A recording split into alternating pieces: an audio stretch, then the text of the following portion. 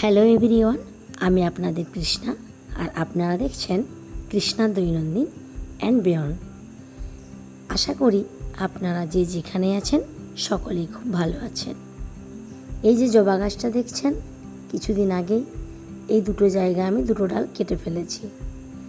আপনারা এর আগে অনেক ব্লগে দেখে থাকবেন এই জবা গাছটার ফুলটা কত সুন্দর ছিল। হালকা মিষ্টি একটা গোলাপি রং ছিল আর ভেতরটাই ছিল একটু ডিপ গোলাপি। আজ কদিন হলো এই গাছটাতে প্রচুর কুড়ি আসছে, কিন্তু গাছটার মধ্যে আবার এই দেখুন, খুব ভালো করে লক্ষ্য করলে দেখা যাচ্ছে স্পাইডারের নেট, স্পাইডার বাসা করেছে। গাছেও যে এরকম স্পাইডার হয় এর আগে আমার জানা ছিল না। আর গাছটা কাটতেও মায়া লাগছে, পুরো গাছটাতেই এত কুড়ি ভরে গেছে। আর এই স্পাইডারটা হওয়ার একটাই কারণ হচ্ছে এই দেখুন গোলাপ গাছ। অনেক দিন আগে একটা ব্লগে আমি দেখেছিলাম একটা নার্সারি, আমি আর মৌসুমি গিয়েছিলাম। এই গোলাপ গাছটা পছন্দ হলো, ফুলটাও খুব মিষ্টি ছিল, ডবল কালার, তো নিয়ে এসেছিলাম। কিছুদিন পরে দেখি ওই গোলাপ গাছটাতেই ছিল স্পাইডারের বাসা। ওই নার্সারিতেই হয়তো ওই গোলাপ গাছটাতে স্পাইডার বাসা করেছিল। তো বাড়িতে নিয়ে এসেছিলাম, তখন জানতাম না, তখন গাছটাও খুব ভালো ছিল, এই জিনিসটা দেখা যায়নি। কিছুদিন পর দেখা গেল গোলাপ গাছ তো মরলই, সাথে আমার জবাটাও আবার মনে হচ্ছে মরে যাবে। আর এই দেখুন অনলাইনে কিছু আবার সার আনা হয়েছে। গাছগুলো অনেক দিন হলো মাটিগুলো চেঞ্জ করা হয়নি। এইখানে আছে গোবর সার আর আছে কোকোপিট, আর ওই ব্যাগের মধ্যে ভরা আছে মাটি। আর এই দেখুন এই একটা প্যাকেট আছে, কি আছে একবার খেলতে যাচ্ছিস নাকি? বলো, বড় কাছিটা দেবো, হয়ে যাবে?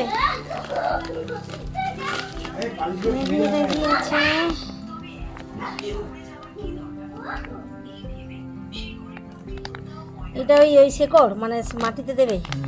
এটা কিরকম দেবে, গাছের গোড়াতে না পুরো মাটিটাতে মিক্স করে দেবে? মিক্স করে দেবে, তাহলে শেকড়টা আর পচবে না। কত রকমের জিনিস আছে বাবা। চলো চলো, গাছ লাগাও, গরম কমাও, গাছ লাগাও, গরম কমাও। পুরো সব গাছ লাগানো হবে, এই উপর থেকে শুরু করে সব গাছ আজ লাগানো হবে। এই একটা আমার রেডিনিয়াম, এটা মরবে করে এটা বেঁচে উঠেছে। 3টে পাতা ছিল, সুন্দর একটু গজিয়ে গেছে। এটাতে প্রচুর মিলিবাগ ধরেছিল, আস্তে আস্তে এটাকে একটু ঠিক করা গেছে। আর এই একটি ব্যাম্বু একটি বেঁচে আছে, আর নেই। তার সাথে আবার এই যে জবা, কি যে হচ্ছে জবা, এটাও কিছু রোগ লেগেছে নাকি কে জানে, সব কুড়িগুলো পড়ে যাচ্ছে। এই একটা কুড়ি আছে, এটাও কোন দিন নাই, যে এটা পড়ে গেছে কালকে, পুট করে পড়ে গেছে।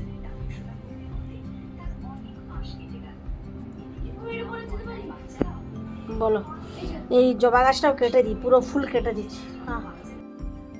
আজ আমরা দুজনেই বসে পড়েছি গাছের খাবার, গাছের মাটি তৈরি করার জন্য। এখানে পুরানো যে মাটি ছিল সেই মাটি, সাথে কিছু নতুন মাটি, ভার্মি কম্পোস্ট, হাড় গুঁড়া, কোকোপিট, তারপর গোবর, সব কিছু মিক্স করা হয়েছে। মিক্স করে মাটিটাকে সুন্দরভাবে বানানো হয়েছে। এবার পুরানো যে গাছগুলো আছে সেগুলো একটু রিপোর্টিং করা হবে, আর নতুন 2-1টা গাছ লাগানো হবে। এই পুচু পুচু অনেক চারা বেরিয়েছে কেন? না ওই মঞ্চটা যেমন আছে ওটা পুজো দেবো, আর একটা তো আলাদা করে লাগাতে হবে। মঞ্চের গাছের পাতা তুলে দিতে নেই ঠাকুরকে, তুলসী মঞ্চের পাতা না, মঞ্চ থেকে তুলে দিতে নেই। দিয়ে দাও, এখানে দিয়ে দাও, অত ওই করে লাভ নেই। দাও এখানে দাও, ভরে দাও যা আছে বলো।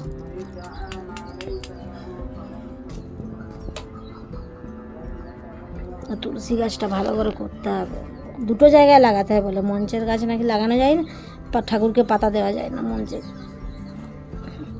চারা তো অনেকগুলো বেরিয়েছে, দেখা যাক। অনেক দিন হলো চারা হয় না, কতবার যে কিনে আনলাম, হচ্ছে না চারাগুলো।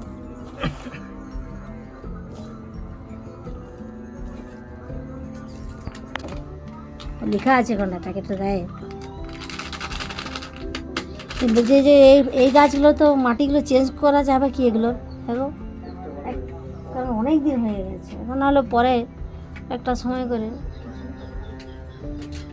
যেগুলো এখনও সেই এগুলো সব কমপ্লিট হোক, নেক্সট উইক কি তারপর উইক একবার করতে হবে।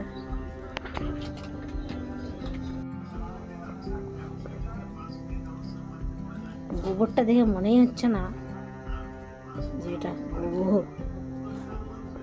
আমি জাস্ট এটা কি করেছিলাম বলতো, এমনি রেখে দিয়েছিলাম যে এটা আর হবে না, ফেলে দিতে হবে, কিন্তু এর কপালে এ নেই, মানে মৃত্যু লেখা নেই, বেঁচে আছে। এটা জাস্ট এমনি বসিয়ে দিয়েছিলাম ওটাতে, যে বেকার এ হবে না, একটা না দুটো পাতা বেঁচেছিল, আস্তে আস্তে আবার দেখছি ঠিক। ওই যে মিলিবাগ ধরেছিল প্রচুর, স্প্রে করাতে একটু বেঁচে গেল আর কি কালারের ফুল হবে কে জানে, আমাদের যাতে নেওয়া হয়েছিল। চলুন গাছ লাগানোর সাথে সাথে আজকে দুপুরের লাঞ্চটাও রেডি করে নিই। এই দেখুন, এটা আমি বানাচ্ছি রুই ভাপা। এতে আছে দই, সর্ষে বাটা, তার সাথে সর্ষের তেল, জিরে গুঁড়ো, একটু নুন, খুব সামান্য একটু চিনি, আর উপর থেকে দেব একটু কাঁচা লঙ্কা। আর মাছগুলো আমি হালকা ফ্রাই করে নিয়েছিলাম, তারপরে কুকারের মধ্যেই সব কিছু মিক্স করে দিয়ে দিলাম। আর এই দিলাম কাঁচা লঙ্কা, আর একটু একটু বলতে বেশ খানিকটাই কাঁচা সর্ষের তেল। তারপরে এটা আমি কুকারে একটা সিটি দিয়ে দেব, আমার হয়ে যাবে আজকে রুই ভাপা। খেতে খুব সুন্দর লাগে, আপনারাও ট্রাই করে দেখতে পারেন। এখানে আরেকটু সামান্য জল দিতে হবে, তাই যে দইয়ের প্যাকেটটা ছিল ওটাই আমি একটু ধুয়ে দিয়ে দিলাম কুকারের মধ্যে।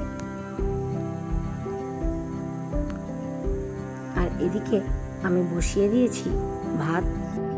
ভাতটাও প্রায় হয়ে এসেছে।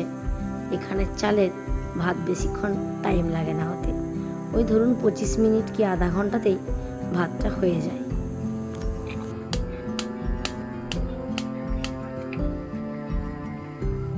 শুধু তো মাছ রান্না করলেই হবে না, তাই এইদিকে আমি বসিয়েছি ঝিঙে আলু পোস্ত। ঝিঙে আলু পোস্ত বললে একটু বেশি হয়ে যায়, ঝিঙে আছে কম, আলু আছে বেশি।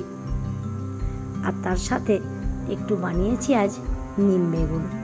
এই দেখুন নিম বেগুন, অনেক দিন খাইনি এটা। আর বাবার জন্য একটু বানিয়েছি পেঁপে সেদ্ধ। বাবা রেগুলার ভাতের সাথে একটু পেঁপে সেদ্ধ খান। আর এবার আমি আমার কুকারের ঢাকাটা বন্ধ করে দিলাম, একটা সিটি দিয়ে দেব, তাহলে রেডি হয়ে যাবে আমার রুই ভাপা। অনুষ্কা এটা খুব পছন্দ করে।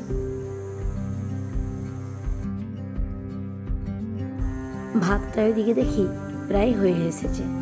এদিকে চালে কি বলুন তো, ভাতটা যদি বেশি সেদ্ধ করে দিই আপনি খেতে পারবেন না। একটু চাল থাকতে থাকতে গ্যাসটা বন্ধ করে দিই, কিছুক্ষণ পর ফ্যানটা গড়িয়ে নিলেই ভাত রেডি হয়ে যায়। আর এইদিকে আমার রুই ভাপাটাও রেডি হয়ে গেছে। চলুন এবার বাবা আর ছেলেকে খেতে দিয়ে দিই, সাথে দেব মাকেও। আর আমার ছেলে তো খেতে এখন 1 থেকে 1.5 ঘন্টা লাগাবে। সব খাওয়া দাওয়া কাজ মিটে গেলে আবারও একবার লেগে পড়তে হবে গাছ লাগানোর কাজে। আজ মনে হচ্ছে সব কিছু গুছিয়ে উঠতে প্রায় সন্ধে হয়ে যাবে। আজ শুক্রবার, তবুও কেন জানি না কাল থেকেই চার্চে প্রচুর গাড়ি আসছে।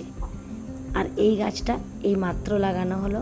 আর এইখানের জন্য আমি 3টে ট্রেও কিনেছিলাম, সেগুলো আজকে পুরানো যে ট্রেগুলো ছিল ওগুলো ভাবছি চেঞ্জ করব। এই যে পুরানো এই গাছটাও একটু মাটিটা চেঞ্জ করে নিচ্ছে।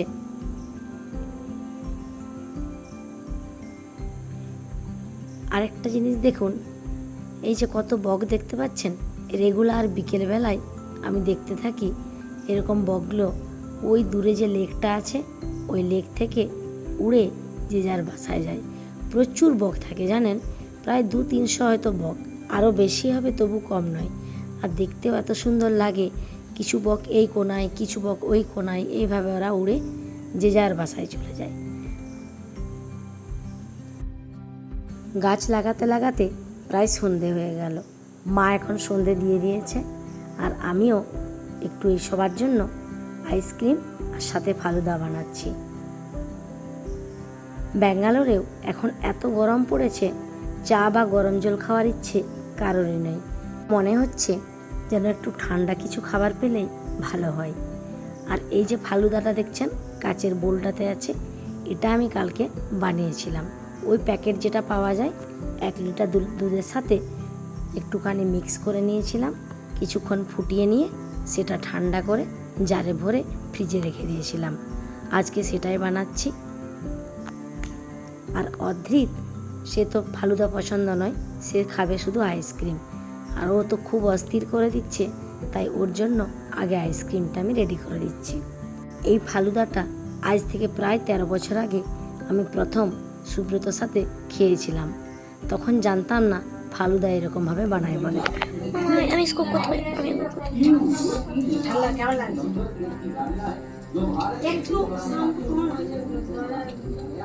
চলো এই যে এইদিকে আয়। এখানে আছে কাজু, কিশমিশ, পিস্তা বাদাম, হ্যাঁ ওটা হচ্ছে ক্র্যানবেরি। এটা অদ্রিতের রেডি, অদ্রিত তোমার রেডি। তার নাকটা দেখা, একবার মুখটা দেখা, গোপ করে দিয়েছে অদ্রিত। চলো চলো সরো সরো। আচ্ছা, প্রথমে একটা হাতা নিয়ে কেমন করে খাচ্ছ? দাদাজির জন্য দিচ্ছি অল্প করে, এমনিতে একটু সুগার হয়ে গেছে। এইটুকুটাতে কতটুকু ধরবে রে বাবা? পাপা বললো বেশি দিও না। থ্যাংক ইউ, দাঁড়াও, থ্যাংক ইউ।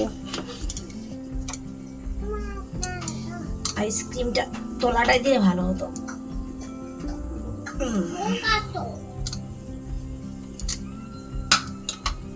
আমি এটা নিব। তুমি এটা নিবে? আমি ফালুদা নিব না। আচ্ছা, তোমাকে ফালুদা দিচ্ছি না। না আমি নিব না। না তোমাকে দেবো না, তোমার জন্য এটা তো। আর একটু ম্যাঙ্গো দিয়ে দিই।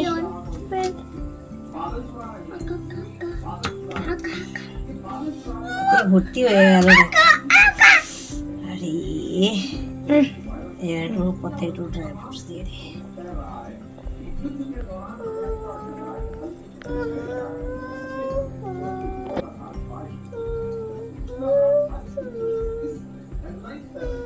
পজ করে দে। যাও, ঠামাকে দিয়ে দিবি। এরকম করে খেতে পারবে? যা দিয়ে দেখ।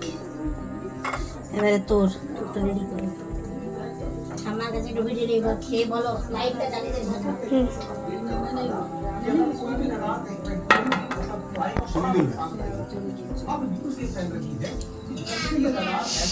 চলুন, এর সাথে সাথে আজকে আমি আমার ব্লগটা এখানেই শেষ করলাম। আবার আসবো একটা নতুন ব্লগ নিয়ে, নতুন কিছু নিয়ে। ততক্ষণে সবাই ভালো থাকবেন, সুস্থ থাকবেন। আর আজকে আমার ব্লগটা কেমন লাগলো একটু কমেন্টে জানাবেন। যদি ভালো লেগে থাকে একটা লাইক করে দেবেন। আর যারা আমার ব্লগ এতক্ষণ ধৈর্য ধরে দেখলেন তাদেরকে অসংখ্য ধন্যবাদ। এই হচ্ছে ফালুদা, এটা অনুষ্ঠান। আচ্ছা তুমি নে, চলো তুমি স্টিলের স্পুন নেবে, মাখি মাখি খা। তলায় কাজুটা থেকে গেছে, জানো উঠে গেছে। সেকেন্ড টাইম ভালো লেগেছে না? খা, কি আছে বাড়ি গিয়ে।